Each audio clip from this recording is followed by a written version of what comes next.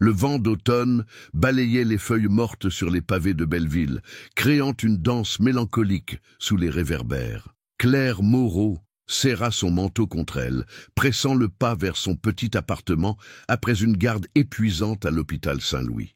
23 heures sonnaient au loin, et les rues désertes résonnaient du bruit de ses talons sur le bitume humide. C'est alors qu'elle le vit. Une petite silhouette recroquevillée contre le mur d'un immeuble, à peine visible dans la pénombre. Claire ralentit instinctivement, son instinct d'infirmière prenant le dessus sur sa fatigue. En s'approchant, elle distingua un enfant, peut-être 6 ou 7 ans, assis sur le trottoir froid de la rue de Tourtille. « Bonsoir, petit. Est-ce que tout va bien ?» murmura-t-elle doucement, s'accroupissant à sa hauteur.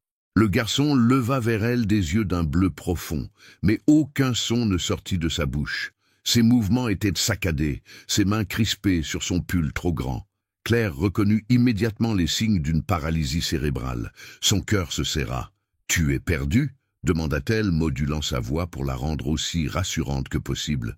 Toujours pas de réponse verbale, mais un léger hochement de tête. Claire remarqua qu'il tremblait, plus de peur que de froid.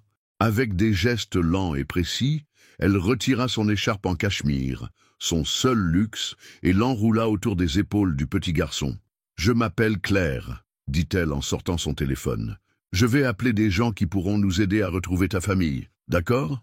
Le garçon cligna des yeux en signe d'assentiment. Pendant qu'elle composait le numéro des services sociaux d'urgence, Claire remarqua les détails qui juraient avec l'environnement modeste de Belleville.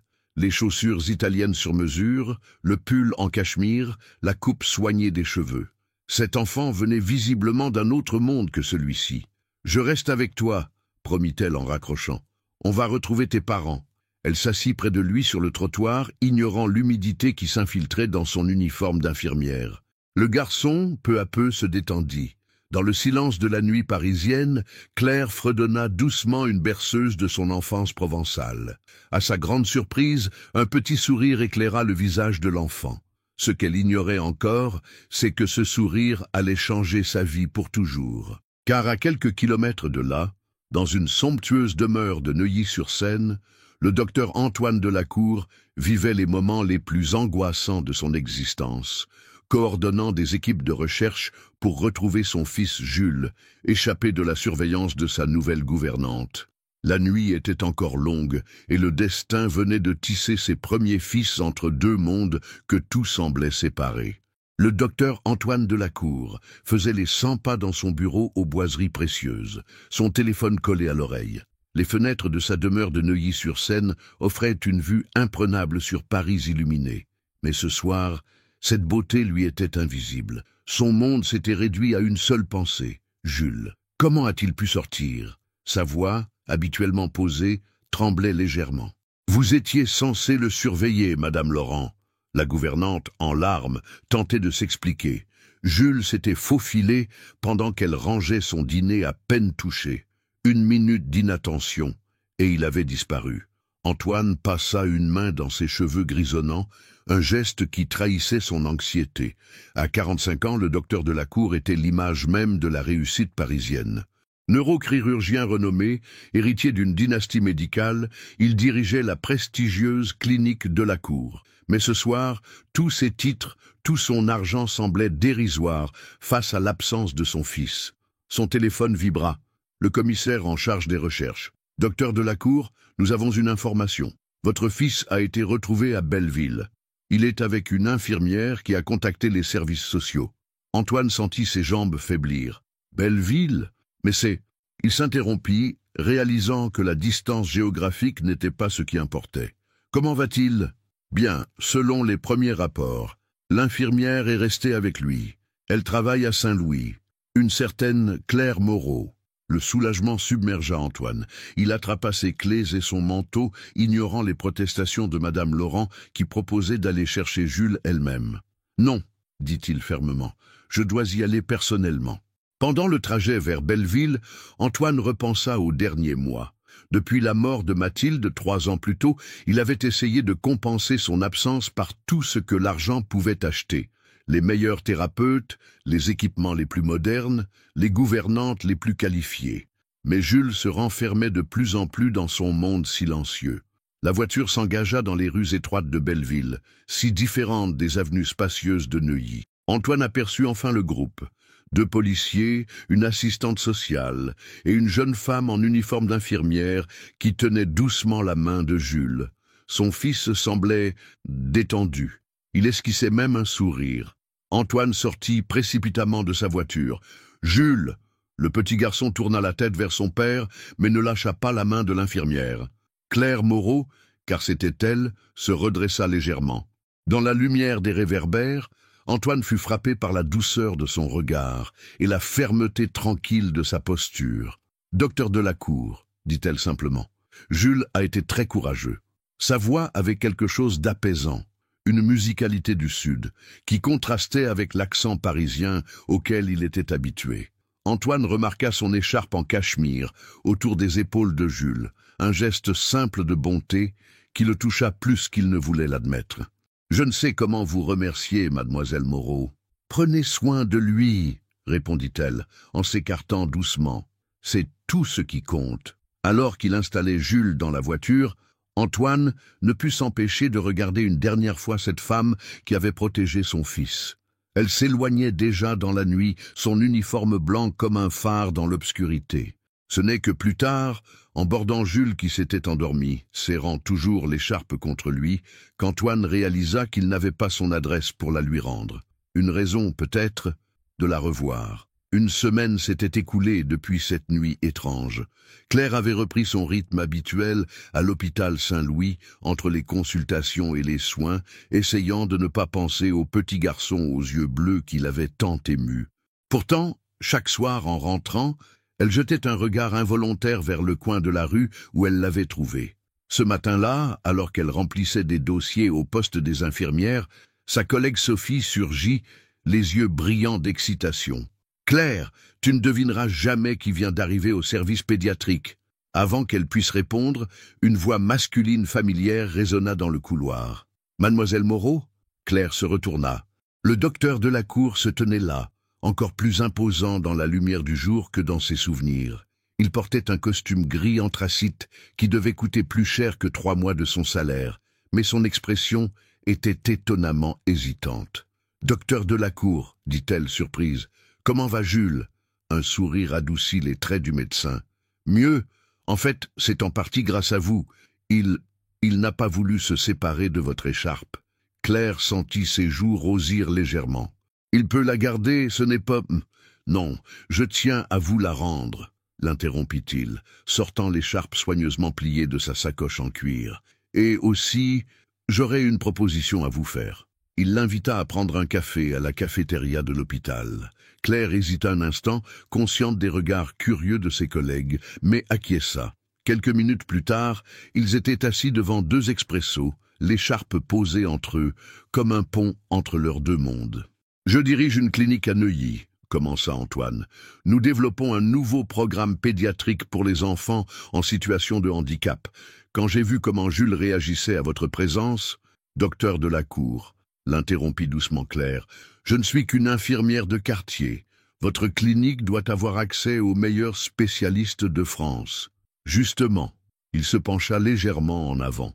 Nous avons des spécialistes, des équipements dernier cri, tout ce que l'argent peut acheter, mais ce qui manque, c'est cette humanité que vous avez montrée à Jules, cette capacité à le faire sourire sans technologie, sans protocole. Claire jouait nerveusement avec sa tasse. « Je ne sais pas. Venez au moins visiter la clinique, » insista-t-il. « Jules sera là cet après-midi pour sa thérapie. Je crois qu'il serait heureux de vous revoir. » C'était un coup bas, et il le savait. Claire soupira, vaincue par l'image du petit garçon. « D'accord, une visite, rien de plus. » En sortant de la cafétéria, Claire croisa le regard moqueur de Sophie. « Une simple visite, hein ?» murmura sa collègue avec un clin d'œil.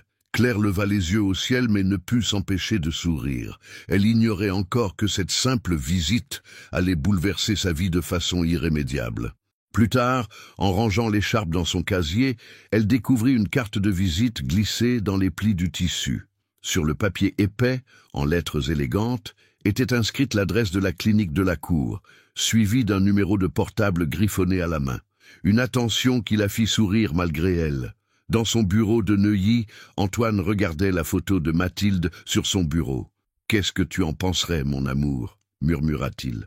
Le silence qui suivit était différent cette fois-ci, comme si l'espoir y avait trouvé une petite place. La clinique de la Cour se dressait comme un palais de verre et d'acier au cœur de Neuilly-sur-Seine. Claire, dans son tailleur le plus présentable, le seul qu'elle possédait en réalité, se sentait étrangement petite devant la façade imposante. À l'accueil, une réceptionniste tirée à 4 épingles l'accueillit avec un sourire professionnel. « Mademoiselle Moreau, le docteur de la Cour vous attend au 5e étage. » L'ascenseur aux parois de miroir reflétait son image à l'infini comme pour multiplier son malaise. Que faisait-elle ici, vraiment? Elle n'appartenait pas à ce monde de marbre et de technologie dernier cri. Les portes s'ouvrirent sur un étage différent du reste de la clinique. Ici, les murs blancs étaient égayés de fresques colorées et une douce musique flottait dans l'air. Un espace de jeu occupait un coin du hall, rempli de jouets adaptés aux enfants handicapés. « Claire !» La voix d'Antoine la fit sursauter. Il sortait d'une salle de consultation, sa blouse blanche impeccable contrastant avec ses traits fatigués. « Je suis heureux que vous ayez pu venir, » dit-il avec une chaleur qui la surprit. « Jules n'arrête pas de demander après vous, enfin à sa façon. » Il la guida à travers les couloirs, lui présentant les installations. Claire fut impressionnée par l'attention portée aux détails. Les équipements high-tech côtoyaient des espaces chaleureux et accueillants. « C'était le projet de Mathilde, » expliqua Antoine doucement. « Ma femme. Elle voulait créer un endroit où les enfants ne se sentiraient pas comme des patients, mais comme des enfants. Elle devait être une femme remarquable, » murmura Claire. « Elle l'était. » Un silence, puis « Le cancer l'a emporté il y a 3 ans. Jules avait 4 ans. Il s'est beaucoup replié sur lui-même depuis. » Claire sentit son cœur se serrer. Avant qu'elle puisse répondre, un bruit de pas précipité attira leur attention. Jules apparut au bout du couloir, accompagné de sa thérapeute. En voyant Claire, son visage s'illumina. Le petit garçon s'avança vers elle, ses mouvements maladroits mais déterminés. Claire s'accroupit à sa hauteur et Jules sortit quelque chose de sa poche. Un dessin. Il représentait 3 personnages sous un ciel étoilé. « C'est magnifique, Jules !» sourit Claire. « Tu aimes les étoiles ?» Le garçon hocha la tête vigoureusement. La thérapeute, une femme d'une 50aine d'années nommée Madame Dubois, s'approcha. « C'est la première fois qu'il dessine spontanément depuis des mois, » expliqua-t-elle. « Il a insisté pour le faire ce matin quand son père lui a dit que vous viendriez. » Antoine observait la scène avec une émotion qu'il peinait à dissimuler. « Claire, je sais que c'est beaucoup demandé, mais accepteriez-vous de participer à notre programme, même à temps partiel ?» Claire regarda Jules, qui tenait toujours son dessin avec fierté, puis les installations impressionnantes, le projet visionnaire, et enfin Antoine, dont les yeux trahissaient un mélange d'espoir et de vulnérabilité. « Je garde mon poste à Saint-Louis, » dit-elle fermement, « mais je peux venir 3 après-midi par semaine. » Le sourire d'Antoine illumina son visage fatigué. « C'est plus que je n'osais espérer. » Plus tard, en rentrant chez elle dans le métro bondé, Claire contempla le dessin que Jules avait insisté pour lui donner. 3 silhouettes sous les étoiles, une grande, une petite et une moyenne portant ce qui ressemblait à un uniforme d'infirmière. Elle le rangea soigneusement dans son sac, ignorant la petite voix qui lui disait qu'elle venait peut-être de prendre la décision la plus importante de sa vie. Les semaines s'écoulèrent comme les pages d'un livre qu'on n'arrive pas à fermer. Claire avait trouvé son rythme entre l'hôpital Saint-Louis et la clinique de la Cour, jonglant entre 2 univers qui semblaient de moins en moins incompatibles. Ce jeudi après-midi, elle animait une séance de musicothérapie avec Jules et 2 autres enfants. La salle aux grandes baies vitrées résonnait des sons du xylophone et des rires étouffés. Antoine, qui passait par hasard, ses passages devenaient de plus en plus fréquents, s'arrêta à la porte, fasciné. « Papa !» appela Jules de sa voix hésitante. Claire se figea. C'était la première fois qu'elle entendait Jules parler. Antoine aussi semblait stupéfait. Il s'approcha lentement, comme pour ne pas briser la magie du moment. « Tu veux jouer avec nous ?» proposa Claire, tendant une petite percussion à Antoine. Le grand neurochirurgien hésita un instant, conscient que plusieurs membres de son personnel l'observaient depuis le couloir. Puis Jules tendit la main vers lui, et toutes ses réserves s'envolèrent. Il s'assit sur le tapis coloré, son costume Armani froissé, sans qu'il s'en soucie. « Je dois vous prévenir, » dit-il avec un sourire en coin. « Je suis un terrible musicien. Impossible d'être pire que moi, » rit Claire. « Mais ce n'est pas la perfection qui compte ici. » Pendant une demi-heure, le prestigieux docteur de la cour oublia son statut, ses responsabilités, les regards curieux. Il était simplement un père, jouant maladroitement du tambourin pendant que son fils riait aux éclats. Plus tard, alors que les enfants partaient avec leur thérapeute, Antoine retint Claire. « Je ne l'avais pas entendu parler depuis. » Il s'interrompit, ému. « Vous avez un don avec lui. »« Ce n'est pas un don, » corrigea doucement Claire. « C'est juste de la patience. Et peut-être le fait que je le vois comme Jules, pas comme le fils du docteur de la cour. » Leurs regards se croisèrent et quelque chose changea subtilement dans l'air entre eux. Antoine fit un pas vers elle, mais fut interrompu par l'arrivée de sa secrétaire. « Docteur de la cour, le conseil d'administration attend pour la réunion. »« J'arrive, » soupira-t-il. Puis à Claire. « Dînez avec nous ce soir. Jules serait ravi et nous pourrions parler du programme. » Claire sentit son cœur s'accélérer. « Je ne sais pas si, s'il te plaît, » dit Jules, qui était revenu silencieusement. Comment résister à ces deux pères dieux suppliants? « D'accord, céda-t-elle, mais rien de trop formel.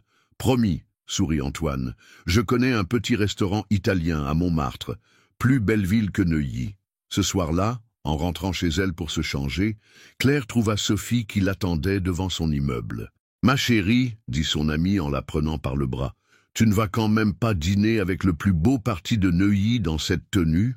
Ce n'est pas un rendez-vous, » protesta Claire. « C'est professionnel, et Jules sera là. »« Bien sûr, » sourit Sophie, sortant une robe bleu nuit de son sac. « C'est pour ça que je t'ai apporté ma robe porte-bonheur, purement professionnelle. » Tandis qu'elle se préparait, Claire essayait d'ignorer les papillons dans son estomac.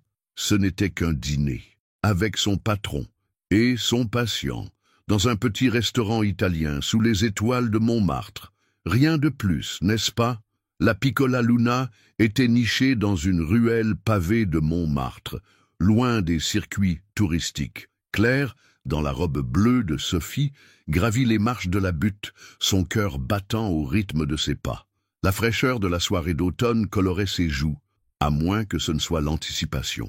Antoine et Jules l'attendaient devant le restaurant, sous une glycine qui cascadait de la façade. Le père et le fils formaient un tableau touchant. Antoine avait troqué son costume habituel pour une tenue plus décontractée, et Jules portait un petit pull en cachemire assorti à celui de son père. « Claire !» Les yeux de Jules s'illuminèrent. « Tu es belle !» Antoine resta muet un instant, visiblement du même avis que son fils. « Vous êtes ravissante !» dit-il finalement, retrouvant sa contenance. L'intérieur du restaurant était exactement comme Claire l'avait espéré. Chaleureux, intime, avec des nappes à carreaux rouges et des bougies vacillantes. Le patron, un Italien jovial nommé Marco, les accueillit comme de vieux amis. Dottore Delacour et le petit Jules. « Ah, et qui est cette charmante signorina ?»« Claire, » répondit Jules avant que quiconque puisse le faire, provoquant un sourire attendri chez le restaurateur. Ils furent installés près d'une fenêtre qui offrait une vue sur les toits de Paris. Marco leur apporta une bouteille de Chianti et un jus de fruits spécial pour Jules, décoré d'une ombrelle colorée. La conversation coula naturellement, loin des contraintes de la clinique. Antoine raconta des anecdotes de ses années d'études. Claire partagea des histoires de son enfance en Provence. Jules, plus animé que jamais, dessinait sur la nappe en papier tout en participant à sa manière. « Ma mère était infirmière aussi », révéla Antoine en servant un peu plus de vin à Claire. « C'est comme ça que mes parents se sont rencontrés. Mon père était un jeune interne à l'époque. Et maintenant, c'est votre tour », plaisanta Marco en déposant les plats. Il esquiva en riant le regard faussement réprobateur d'Antoine. Le dîner se prolongea, délicieux et simple. Jules s'endormit doucement sur sa chaise, la tête posée contre le bras de Claire. Elle caressa distraitement ses cheveux, un geste maternel qui n'échappa pas à Antoine. Il ne s'est jamais senti aussi à l'aise avec quelqu'un depuis... Il laissa sa phrase en suspens. « Elle vous manque », dit doucement Claire. Ce n'était pas une question. Tous les jours. Mais il hésita, son regard s'attardant sur leurs mains qui s'étaient inconsciemment rapprochées sur la table. Pour la première fois depuis longtemps, je me surprends à penser à l'avenir plutôt qu'au passé. Un silence chargé d'émotions s'installa. Au loin, les cloches du Sacré-Cœur sonnèrent 10 heures. « Je devrais rentrer », murmura Claire, bien qu'une partie d'elle voulait que cette soirée ne finisse jamais. « Je vous raccompagne », proposa Antoine. « Marco, pouvez-vous... »« Bien sûr, bien sûr !» Le restaurateur apporta une couverture pour Jules. « Je garde un œil sur le petit ange pendant que vous raccompagnez la signorina. » La marche jusqu'à la station de métro fut silencieuse, leurs pas résonnant sur les pavés. L'air était frais, parfumé par la pluie récente. « Claire, » dit soudain Antoine, s'arrêtant sous un réverbère. « Je sais que notre situation est compliquée. Je suis votre employeur, il y a Jules. Nos vies sont si différentes. »« Antoine ?» commença-t-elle, mais il continua. « Pourtant, quand je vous vois avec lui, quand je vous vois tout court, je... » Un groupe de touristes bruyants passa à côté d'eux, brisant l'intimité du moment. Claire recula légèrement, consciente de la fragilité de l'instant. « On devrait retourner auprès de Jules, » dit-elle doucement. Antoine acquiesça, mais ses yeux disaient tout ce que ses lèvres n'avaient pas pu exprimer. Sur le chemin du retour, leurs mains se frôlèrent plusieurs fois, comme par accident. Aucun des deux ne fit mine de s'écarter. Les jours qui suivirent le dîner à Montmartre prirent une nouvelle teinte. À la clinique, les regards entre Claire et Antoine s'attardaient un peu plus longtemps. Leurs doigts se frôlaient accidentellement lors des échanges de dossiers, et leurs discussions professionnelles étaient ponctuées de silences éloquents. Un matin, Claire arriva plus tôt que d'habitude à la clinique. Le hall était encore calme, baigné par la lumière dorée de l'aube. En sortant de l'ascenseur, elle entendit une mélodie qui provenait de la salle de musicothérapie. C'était Antoine, assis au piano, Jules blotti contre lui. « La berceuse de maman », expliqua Jules en voyant Claire. Elle resta dans l'encadrement de la porte, ne voulant pas briser ce moment d'intimité. Antoine jouait maladroitement, mais avec une tendresse palpable. Ses doigts de chirurgien, si précis en salle d'opération, tâtonnaient sur les touches d'ivoire. Mathilde était pianiste, dit-il sans se retourner, sentant la présence de Claire. Elle donnait des cours au conservatoire. C'est elle qui a insisté pour que nous ayons un piano ici. Jules tapota la place libre sur le banc. « Viens, Claire !» Elle s'approcha doucement et s'assit. L'espace était étroit, forçant les trois corps à se presser les uns contre les autres. La chaleur d'Antoine contre son bras gauche lui donnait le vertige. « Je ne sais pas jouer, avoua-t-elle. »« Moi non plus, » sourit Antoine, « mais Jules est plus indulgent que les critiques musicaux. » Le petit garçon prit la main de Claire et la posa sur les touches. « Comme ça, » dit-il, guidant ses doigts pour jouer une note, puis une autre. Pendant quelques minutes magiques, ils restèrent ainsi, trois silhouettes enlacées dans la lumière du matin, créant une mélodie bancale mais sincère. Le temps semblait suspendu, comme si le monde extérieur avait cessé d'exister. Un raclement de gorge les fit sursauter. Madame Laurent, la gouvernante, se tenait dans l'embrasure de la porte, son expression indéchiffrable. « Le petit déjeuner de Jules est prêt », annonça-t-elle d'une voix qui trahissait sa désapprobation. Claire se leva précipitamment, lissant sa blouse. « Je devrais préparer la salle pour les séances du matin. »« Claire » appela Antoine alors qu'elle s'éloignait. « Ce soir, il y a une réunion des parents d'enfants du programme. Vous pourriez rester ? Votre perspective serait précieuse. » Son ton était professionnel, mais ses yeux racontaient une autre histoire. « Bien sûr !» répondit-elle, ignorant le regard pesant de Madame Laurent. La journée passa dans un brouillard d'émotions contradictoires. Claire se surprit plusieurs fois à effleurer les touches du piano pendant ses pauses, revivant la chaleur de ce moment partagé. Sophie, qui était venue déjeuner avec elle à la cafétéria de la clinique, remarqua son trouble. « Tu joues à un jeu dangereux, ma belle, » dit-elle en touillant son café. « Les contes de fées où l'infirmière épouse le prince charmant, ça n'existe que dans les romans. »« Ce n'est pas, » protesta Claire. « Pas quoi? Un conte de fées? Un prince charmant ?» Sophie posa sa main sur celle de son amie. Je te connais depuis la fac. Tu es en train de tomber amoureuse. Et ça me fait peur. Jules a besoin de moi, murmura Claire. Et son père? Claire ne répondit pas, mais son silence était éloquent. Ce soir-là, pendant la réunion des parents, elle observa Antoine présenter le programme avec passion. Il était dans son élément, chaleureux et professionnel à la fois. À plusieurs reprises, leurs regards se croisèrent à travers la salle, et chaque fois, le monde semblait vaciller légèrement. Après la réunion, alors que les parents partaient, Antoine la retint par le bras. « Claire, Docteur de la Cour, interrompit sa secrétaire. Le conseil d'administration souhaite vous voir demain matin. C'est à propos des rumeurs qui circulent. Le visage d'Antoine se ferma instantanément. Claire sentit son cœur se serrer. Les rumeurs, bien sûr. Dans ce monde feutré de Neuilly, les murmures pouvaient devenir des tempêtes. Elle retira doucement son bras. Bonne soirée, docteur de la Cour. Cette nuit-là, allongée dans son lit à Belleville, Claire écouta la pluie tambouriner contre ses fenêtres. Sur sa table de nuit, le dessin de Jules la narguait. 3 silhouettes sous les étoiles, un rêve qui semblait de plus en plus impossible. Le bureau du conseil d'administration de la clinique de la Cour respirait le pouvoir et la tradition. Les murs lambrissés d'acajou disparaissaient derrière des diplômes encadrés et des portraits d'éminents médecins. Antoine, assis face aux membres du conseil, sentait le poids de ses regards ancestraux sur ses épaules. « Docteur de la Cour », commença le père Bernard, président du conseil, « nous sommes préoccupés par certaines rumeurs qui circulent dans la clinique. » Antoine resta impassible, bien que son cœur se soit accéléré. « Des rumeurs? Votre relation avec cette infirmière de Belleville ?» intervint Merousseau, l'avocat du conseil. « Mademoiselle Moreau, les patients parlent, le personnel parle. Claire Moreau est une professionnelle exemplaire, » répondit Antoine, sa voix maîtrisée. Son travail avec les enfants du programme est remarquable. Personne ne remet en cause ses compétences, reprit le PR Bernard. Mais la clinique de la Cour a une réputation à maintenir. Nos patients viennent des meilleures familles de Paris. Ils attendent un certain standing. Antoine serra les poings sous la table. Je ne vois pas en quoi l'origine sociale d'un membre du personnel. Il ne s'agit pas que de cela, coupa Merousseau. Vous êtes veuf depuis 3 ans, Antoine. Votre vie privée vous appartient, mais quand elle interfère avec l'image de la clinique, ma vie privée n'interfère avec rien du tout, dit Antoine, une pointe de colère dans la voix. Le père Bernard se pencha en avant. Écoutez, nous comprenons.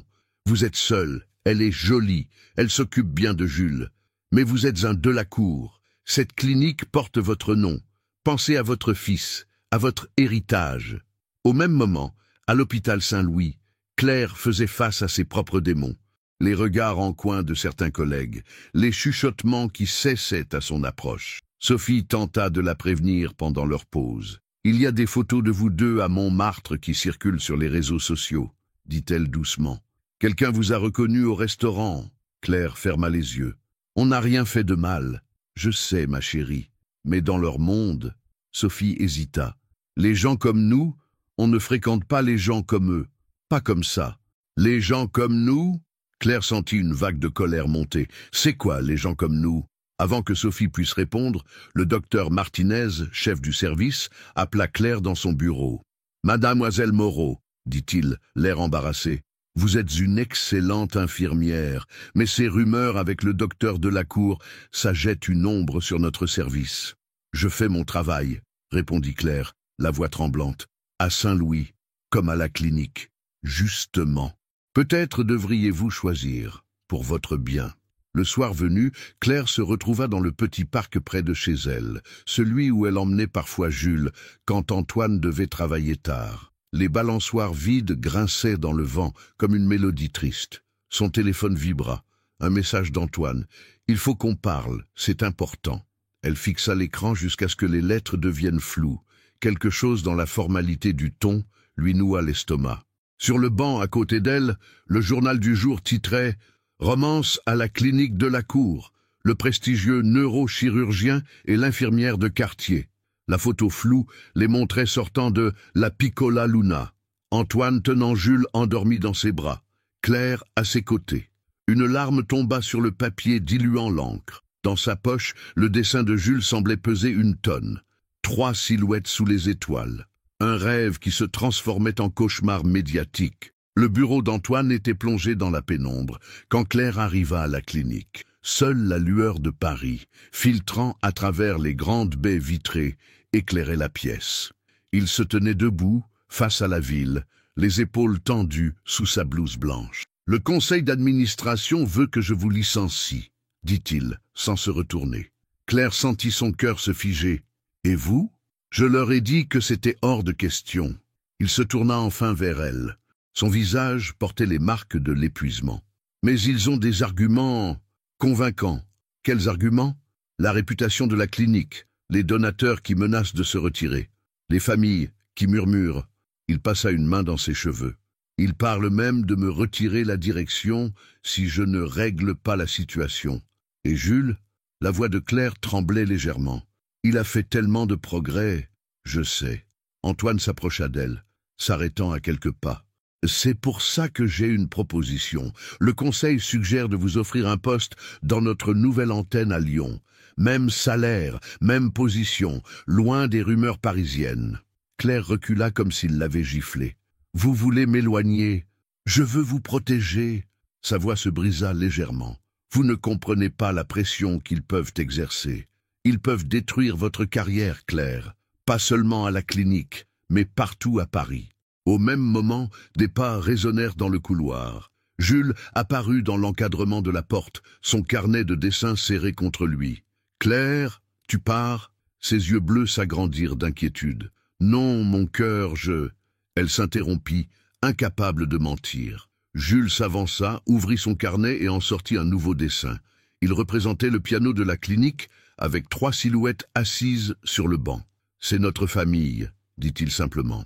Claire sentit les larmes lui monter aux yeux. Antoine s'accroupit près de son fils. « Jules, parfois les adultes doivent prendre des décisions difficiles. »« Non !» Pour la première fois, Jules cria. « Je veux pas qu'elle parte. Maman est partie, Claire peut pas partir aussi. » Le silence qui suivit était assourdissant. Antoine semblait avoir reçu un coup physique. « Je ne peux pas accepter le poste à Lyon. » dit doucement Claire. « Ce serait comme fuir, comme dire qu'ils ont raison, que je n'ai pas ma place ici. »« Claire, non, écoutez-moi. » Elle s'approcha d'eux. « Toute ma vie, on m'a dit où était ma place. L'infirmière de quartier qui doit rester dans son quartier. La fille de Belleville qui ne doit pas rêver trop grand.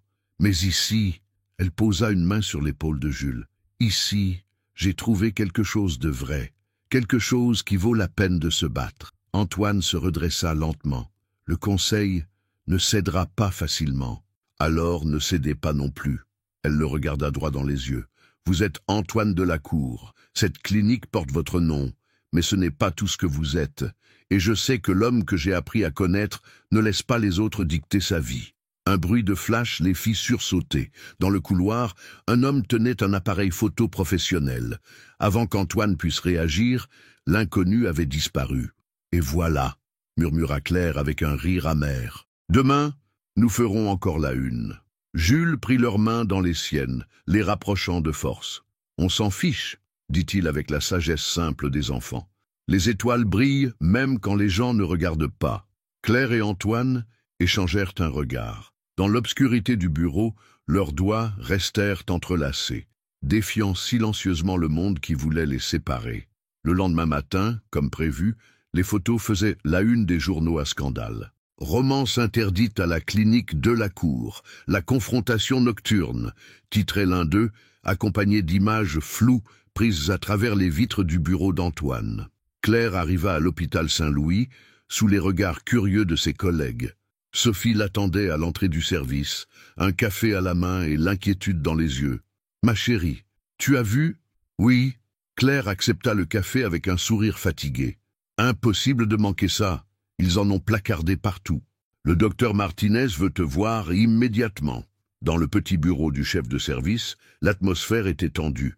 Le docteur Martinez, habituellement si paternel, semblait mal à l'aise. « Claire, vous comprenez que cette situation devient intenable, » commença-t-il. « L'hôpital ne peut pas se permettre ce genre de publicité. »« Je fais mon travail, comme toujours, » répondit-elle calmement. « Justement, » il poussa un papier vers elle, « nous vous proposons une mutation.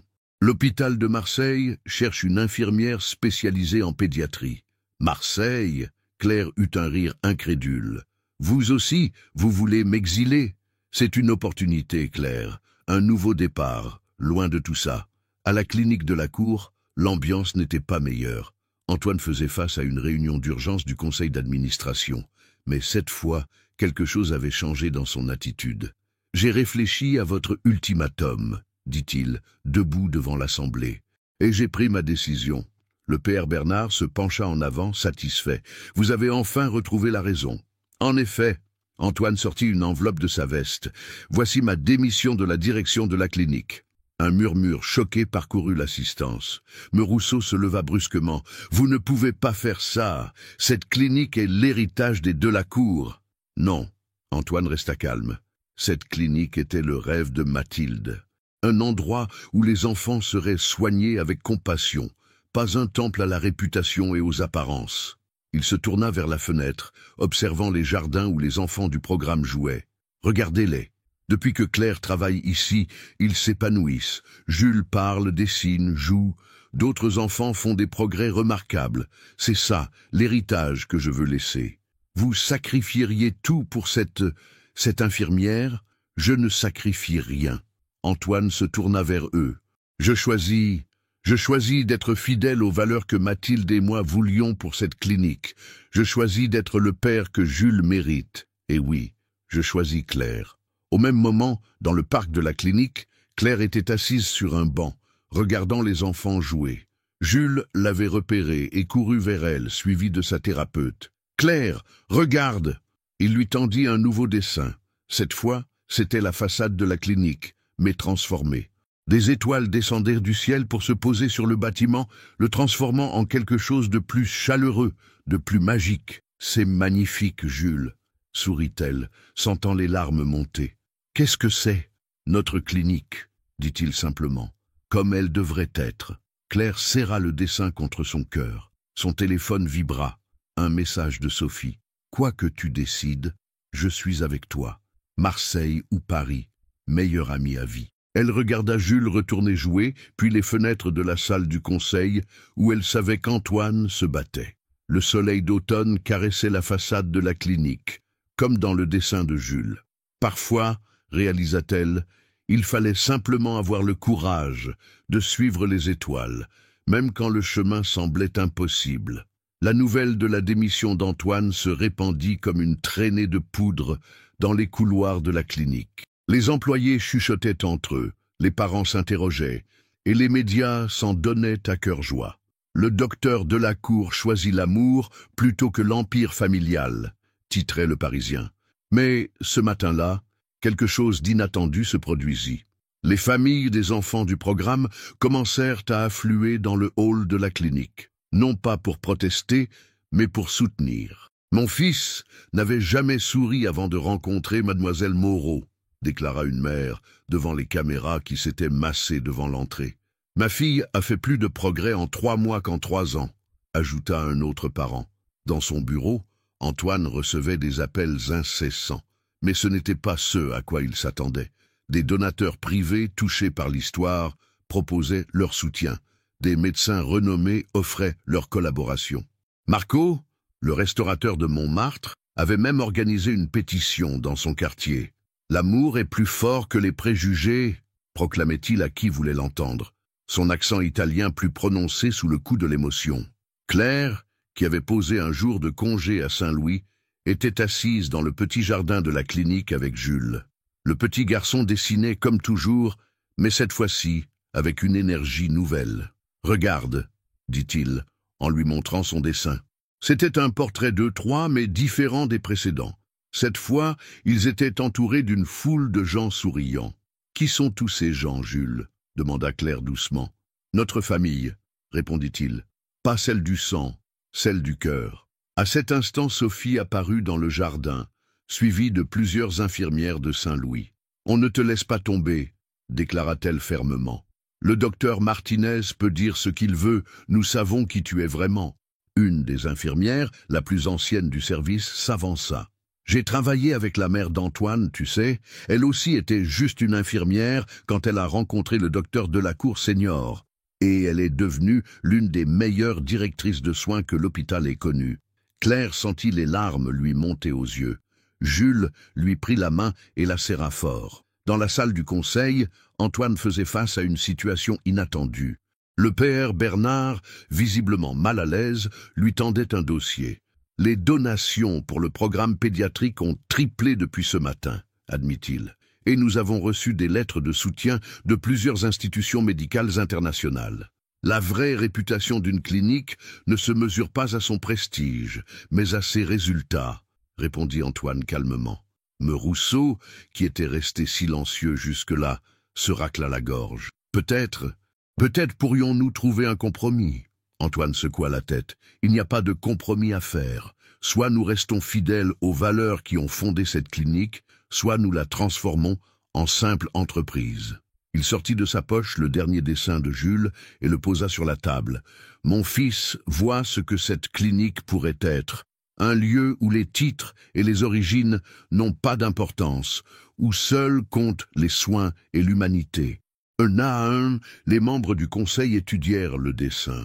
La représentation naïve mais touchante de la clinique, avec ses étoiles et ses visages souriants, semblait les atteindre d'une façon que tous leurs rapports et statistiques n'avaient jamais pu faire. Dans le jardin, Claire sentit soudain une présence derrière elle. C'était Madame Laurent, la gouvernante, qui tenait un album photo. « J'ai quelque chose à vous montrer », dit-elle avec une hésitation inhabituelle. Des photos de Mathilde avec Jules. Elle aussi croyait en la force des rêves. Alors que le soleil commençait à décliner sur Paris, une étrange paix s'installa sur la clinique. Comme si, enfin, les étoiles que Jules dessinait toujours avaient décidé de descendre sur Terre pour éclairer le chemin. Une semaine après la tempête médiatique, la clinique de la Cour vivait une transformation silencieuse mais profonde. Dans le bureau d'Antoine, l'album photo de Mathilde était ouvert sur son bureau, à côté des nouveaux plans du service pédiatrique. « Elle aurait adoré ça », dit-il doucement à Claire, qui étudiait les documents avec lui. « Cette idée d'ouvrir une aile spéciale pour les thérapies artistiques. C'est Jules qui m'a inspiré, » répondit Claire. « Ses dessins montrent combien l'art peut être thérapeutique. » Le petit garçon était justement assis dans un coin du bureau, concentré sur son carnet. Depuis les événements récents, il ne cessait de dessiner, comme si chaque coup de crayon était une pierre posée dans la construction de leur nouveau monde. Sophie, qui avait pris l'habitude de passer à la clinique pendant ses pauses, entra avec un sourire malicieux. « Vous devriez voir les réseaux sociaux, » annonça-t-elle. « Le hashtag « Les étoiles de Belleville » est en train de devenir viral. Des familles d'enfants handicapés de toute la France partagent leurs histoires. » Antoine s'approcha de la fenêtre, observant Paris qui s'étendait devant lui. Le conseil d'administration se réunit demain pour la décision finale. « Tu as peur ?» demanda Claire, se plaçant à ses côtés. « Non. » Il se tourna vers elle. « Pour la première fois depuis longtemps, je sais exactement où je vais. » Jules se leva soudainement de sa chaise, son dernier dessin à la main. Il le tendit à Claire et Antoine. C'était une vue de la clinique, mais transformée. Les murs austères étaient couverts de fresques colorées. Le jardin s'était agrandi, et des espaces de jeu et de thérapie s'étendaient partout. Au centre, une plaque portait l'inscription « Clinique de la Cour Moreau ». « Jules », murmura Antoine, ému. « C'est plus joli comme ça », dit simplement le petit garçon. Claire sentit son cœur se serrer. « De la Cour Moreau, pourquoi pas ?» La voix de Madame Laurent les fit tous sursauter. La gouvernante se tenait dans l'encadrement de la porte, un léger sourire aux lèvres. Après tout, les plus belles histoires sont celles qui brisent les conventions. Elle s'avança dans le bureau et posa une boîte sur le bureau d'Antoine. « J'ai retrouvé ceci dans les affaires de Mathilde. Je pense que c'est le bon moment. » Antoine ouvrit la boîte avec précaution. À l'intérieur se trouvait un carnet rempli de croquis et de notes. « Le projet initial de Mathilde pour la clinique », expliqua Madame Laurent. Elle voulait en faire un lieu où la médecine rencontrerait l'humanité, où les titres et les origines n'auraient pas d'importance. Claire feuilleta le carnet, émue de voir combien les idées de Mathilde résonnaient avec les leurs. Des dessins d'espace thérapeutiques innovants, des notes sur l'importance de l'art et de la musique dans la guérison, des réflexions sur la nécessité de briser les barrières sociales dans le monde médical. Elle avait tout prévu, murmura Antoine. Pas tout, sourit Madame Laurent en regardant Claire, mais elle aurait approuvé. Elle croyait que l'amour était la plus puissante des médecines. Jules s'approcha du bureau et posa son dessin à côté du carnet de sa mère. Les deux visions, séparées par les années mais unies par le même rêve, semblaient se répondre. « Les étoiles nous montrent le chemin », dit-il, répétant les mots que Claire lui avait appris lors de leur première rencontre. Sophie essuya discrètement une larme. « Eh bien, je crois que le conseil d'administration va avoir du mal à résister à ça. » Antoine prit la main de Claire dans la sienne. Qu'ils essaient. Dehors, le soleil commençait à se coucher sur Paris, baignant le bureau dans une lumière dorée. Sur le bureau, les deux visions de la clinique, celle de Mathilde et celle de Jules, semblaient briller de leur propre lumière, comme des étoiles tombées du ciel pour guider leur chemin. Le jour de la réunion décisive du conseil d'administration se leva sur une Paris inhabituellement lumineuse pour un matin d'automne. Dans le hall de la clinique de la Cour, une foule patiente s'était rassemblée. Parents d'enfants du programme, personnel soignant et même quelques journalistes triés sur le volet. Claire, dans un tailleur prêté par Sophie, serrait la main de Jules. Le petit garçon était inhabituellement calme, son carnet de dessins serré contre lui.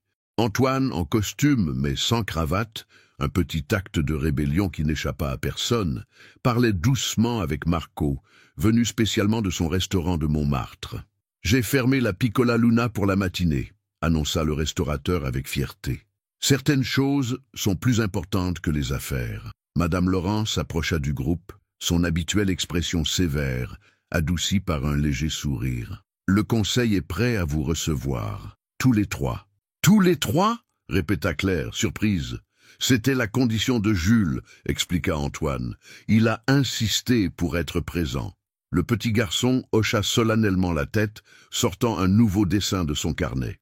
C'était différent de ses œuvres habituelles, plus précis, plus détaillé, comme s'il y avait travaillé pendant des jours. Dans la salle du conseil, l'atmosphère était électrique. Le père Bernard, Merousseau et les autres membres étaient assis autour de la grande table en acajou, le carnet de Mathilde posé devant eux. « Docteur de la Cour, » commença le père Bernard, « nous avons étudié attentivement la situation, les retombées médiatiques, les réactions des patients, le soutien inattendu de la communauté médicale. Et les donations, » ajouta Merousseau. « N'oublions pas les donations. » Antoine resta debout, Claire et Jules à ses côtés. « Ma décision n'a rien à voir avec l'argent. Nous le savons, » intervint une voix nouvelle. Une femme d'un certain âge, que Claire n'avait jamais vue, se leva. « Je suis le docteur Elisabeth de la Cour, la tante d'Antoine. J'étais en voyage à l'étranger, mais quand j'ai appris ce qui se passait, » elle s'approcha de Claire. « J'ai connu Mathilde. Elle aussi a dû faire face aux préjugés quand elle a voulu transformer cette clinique. Et regardez ce qu'elle en a fait. » Jules choisit ce moment pour s'avancer. Sans un mot, il posa son dessin sur la table. C'était une représentation de la clinique, mais vue à travers les yeux d'un enfant qui y avait trouvé une famille. Les couloirs austères étaient devenus des chemins d'étoiles, les salles de consultation des jardins de guérison, et partout, des visages souriants. « C'est comme ça que je la vois, » dit-il clairement, surprenant tout le monde par la fermeté de sa voix. « C'est notre maison. » Le docteur Elisabeth prit le dessin avec précaution. « La dernière fois que j'ai vu Jules parler avec tant d'assurance, c'était avant. » Elle ne finit pas sa phrase, mais son regard croisa celui de Claire avec gratitude. Le prêtre Bernard se racla la gorge. « Nous avons préparé une proposition. » Il sortit un document et le fit glisser vers Antoine. Claire retint son souffle, mais Antoine secoua la tête. « Avant que vous ne continuiez, j'aimerais que vous écoutiez notre proposition à nous. » Il fit signe à Claire, qui sortit les plans qu'ils avaient préparés ensemble. Un nouveau programme intégrant thérapie conventionnelle et approche artistique, des partenariats avec des hôpitaux publics, des bourses pour les familles en difficulté. « Ce n'est plus seulement ma clinique, » dit Antoine, « c'est notre vision, celle de Mathilde, celle de Claire, celle de Jules. Et si vous regardez attentivement, vous verrez que c'est aussi la vôtre. » Un silence emplit la salle. Merousseau étudiait les documents avec attention. Le docteur Elisabeth souriait doucement, et même le PR Bernard semblait touché. Jules, toujours debout entre son père et Claire, sortit un dernier dessin de son carnet. Un simple trait d'étoile reliant le ciel de Belleville à celui de Neuilly. « Les étoiles ne connaissent pas les frontières », dit-il simplement. Et dans cette phrase d'enfant résonnait toute la sagesse dont les adultes avaient parfois besoin pour retrouver leur chemin. Un an plus tard, la clinique de la Cour Moreau célébrait sa première année de transformation. Les murs, autrefois austères, s'étaient parés de fresques colorées, créées par les enfants du programme et des artistes locaux. Le jardin thérapeutique, imaginé par Jules, fleurissait sous le soleil printanier. Claire traversa le hall d'entrée, saluant les familles qu'elle croisait. Son badge indiquait désormais directrice des soins, mais elle continuait à participer aux séances de thérapie, fidèle à sa conviction que le contact humain était le meilleur des remèdes.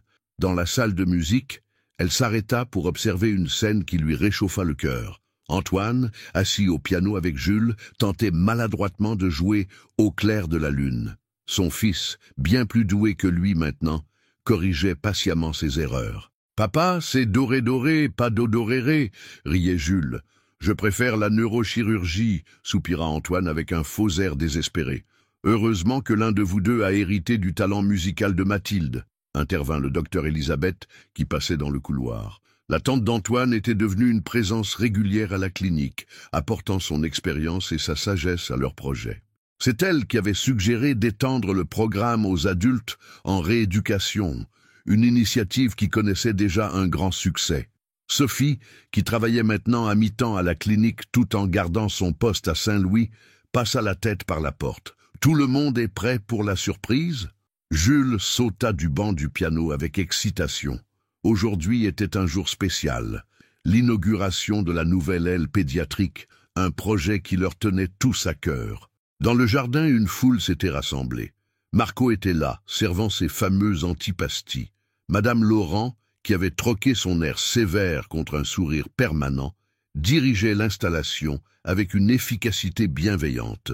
Le PR Bernard, qui avait finalement embrassé leur vision avec enthousiasme, discutait avec des représentants d'autres hôpitaux intéressés par leur approche novatrice. Merousseau, converti en fervent défenseur du projet, montrait fièrement les derniers chiffres à des donateurs potentiels. « C'est l'heure », murmura Antoine à Claire, prenant sa main dans la sienne. Jules s'avança vers le centre du jardin, où une grande toile était recouverte d'un drap. Avec l'aide de deux autres enfants du programme, il tira sur le tissu, révélant une immense fresque collective. Des centaines d'étoiles, peintes par les enfants, le personnel et les familles, formaient une constellation unique. Au centre, 3 silhouettes familières se tenaient la main sous un ciel étoilé. Mais cette fois, elles n'étaient plus seules. Autour d'elles, une communauté entière brillait de 1000 feux. « C'est nous », dit Jules avec fierté. « Tous ensemble ». Claire sentit les larmes lui monter aux yeux. Antoine serra sa main un peu plus fort. « Tu avais raison », lui dit-il doucement. « Cette clinique n'est pas un nom ou une réputation, c'est un rêve partagé. »« Non », corrigea Jules en se blottissant contre eux. « C'est une famille. » Le soleil commençait à décliner sur Paris et les premières étoiles apparaissaient dans le ciel. Dans le jardin de la clinique, les rires des enfants se mêlaient à la musique douce qui s'échappait de la salle de thérapie. Claire regarda autour d'elle. Sophie qui plaisantait avec Marco, Madame Laurent qui essuyait discrètement une larme, le docteur Elisabeth qui racontait des histoires du passé aux nouveaux membres du personnel. Tous ces gens qui étaient devenus bien plus que des collègues. « Les étoiles nous ont montré le chemin », murmura-t-elle, se rappelant cette nuit froide à Belleville où tout avait commencé. « Et elle continue de briller », compléta Antoine en l'embrassant tendrement. Jules leva les yeux vers le ciel qui s'assombrissait, son carnet de dessins serré contre lui. Sur la dernière page, une nouvelle constellation prenait forme, l'histoire d'une infirmière de Belleville, d'un médecin de Neuilly et d'un petit garçon qui avait su voir au-delà des apparences. Une histoire d'étoiles et de courage, de rêves partagés et d'amour. Une histoire qui ne faisait que commencer.